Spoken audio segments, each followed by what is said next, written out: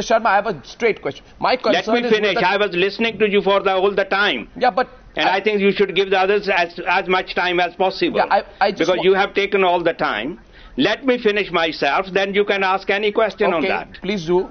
I'm saying that there is no such organized campaign to withdraw the aid. There is a very serious concern that whether the aid is going to the right people or not. Okay. But I can assure you that the Labour Party, Labour opposition and the majority of the government will fight for the aid in India. Now, Mr. Virendra Sharma, take my questions. I have two straight questions for you, Mr. Virendra Sharma. First is, you say tonight that it is out of great concern for poor people that aid is given. Tell me, Mr. Sharma, as a Labour Party MP, how are the poor people of the African state of Burundi less deserving of the aid? 1 minute, less deserving of the aid than the poor people in India, a country which has slightly more funds than the African state of Burundi. And let me remind you, your government stopped bilateral aid to Burundi altogether. Why is that so? Because Burundi does not have a military jet deal coming up?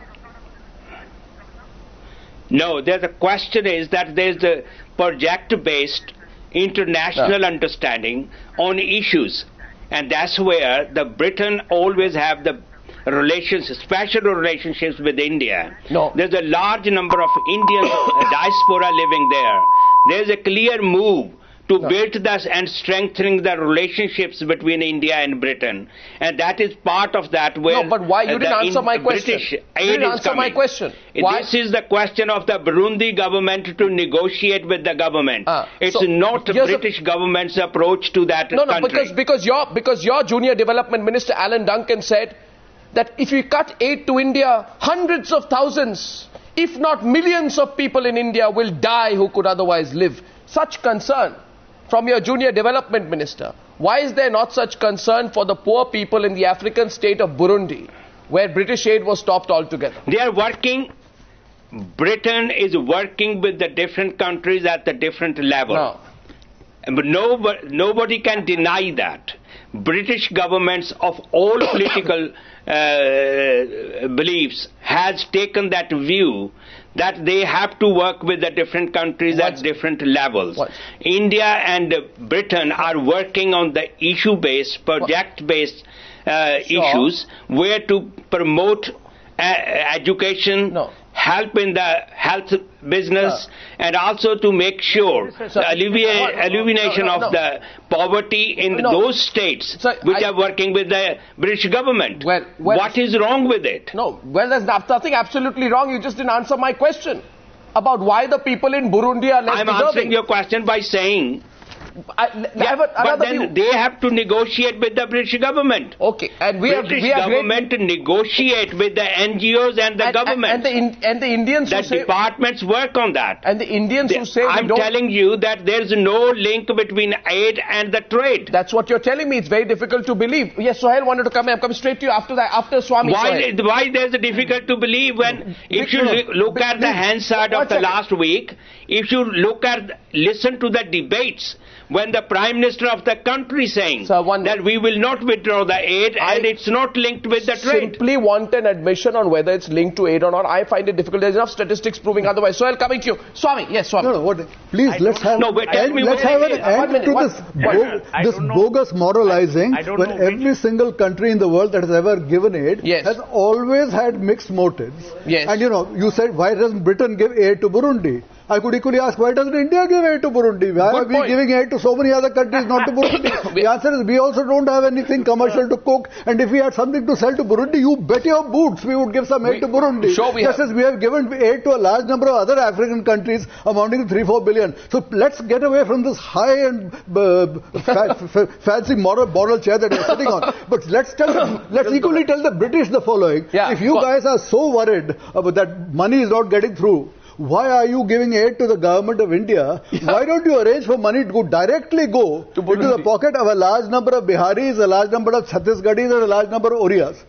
Let me tell you, the government of India will come in the way. But the government of India does not want direct relations between foreign governments and individuals. Because Bihar is not a British state. No, I understand that. Because Bihar is not a British state.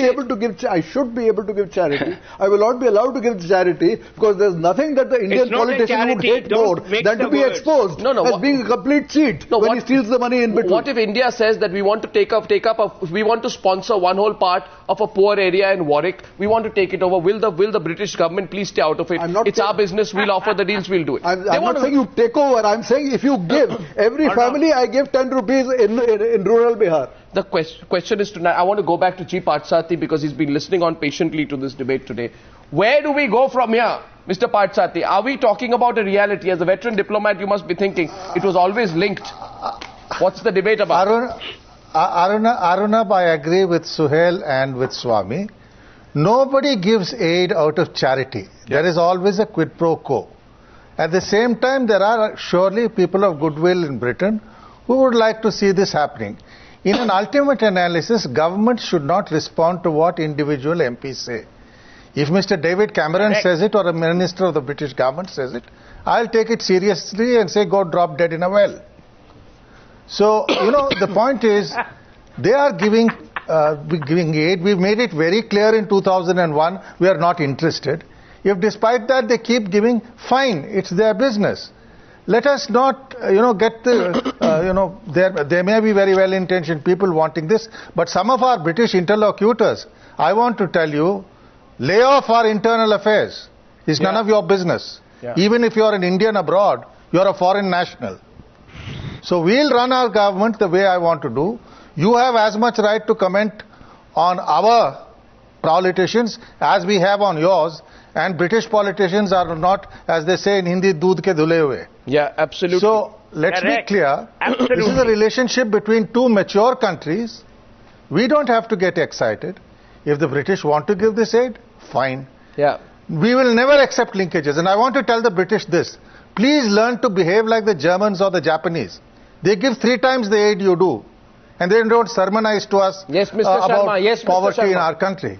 And it's far more effective in generating employment in our country. Yes, Mr. Sharma, that's a point, Similarly, Mr. Sharma. We give aid to Bangladesh. I'm sure we have political expectations. But we don't go around telling Hasina that unless you act against terrorism, please don't interrupt me. You're a member of parliament, you're not in the British parliament. Now, we don't lecture to Bangladesh on what they should do or not do. In private we may discuss it, but for you to go and give lectures to us, a foreign MP, you may be an Indian but you're a foreign MP, on how we run our domestic affairs is none of your business. So, yes, we appreciate what you're doing. Am I allowed to come in now? But lay off our internal affairs. Am I allowed to come in now? Yes, Mr. Sharma, go on, please. Yeah, I'm really surprised to listen to this previous speaker. I never said that we are interfering. I always said that they are giving the aid to India. Prime Minister of Britain has said that there is no link between the aid and the trade. I fully understand my own position. I fully understand my own position. I'm a British Member of Parliament, though I'm of Indian origin. We are working with the NGOs and the different states. This is our responsibility living there. No. We are not telling how to run your internal affairs. Yeah. We are not interfering in the political system here. If the government is not saying to the British government that stop it, that's a different way. But the British government has no move. It's an individual, as you already said, it's individual MPs who are saying that we should not give the aid. There's no government line on it. No, there are ministers who are hyping that's what you need to understand. I'm sorry, sir, but there are ministers... But you don't need to give me the lesson. Sir, there are ministers... You don't need to give me the lesson and to make me realize what my position is. Mr. Sharma, I'm sorry, I just quoted Alan Duncan. I don't think he's anything but from the government. And the kind of hype that he has used, the language that he has used... the Prime Minister on one side saying that... Millions of people will die if British aid stops to India. Suhel wants the last response. Suhel, go on. Arnab, I want to end. That's individual, but at the same time, read the Hansard. Mr. Prime Sharma, this Minister is not the House last of Commons. Wednesday. Mr. Suhel is responding to you, Mr. I know that. Suhel, I know that. Mr. Sharma. You don't need Mr. to realize me that whether I'm sitting in the House of Commons or not. Arnab is our speaker. Let Arnab decide. Yeah, go on, Suhel. Let Arnab decide who will speak. Okay, so now let me get my 5 minutes, because you know, you as a British member of Parliament of Indian origin have spoken for far too long. So here I'll make 3 points. Number one, in the PMQs last Wednesday, which I refer to as, you know, the PM's questions, there's a reference to aid and the disappointment at losing the defence deal. Number two, that report was carried in the Times London of February the 2nd. It was further repeated by another story of the Sunday Times this weekend.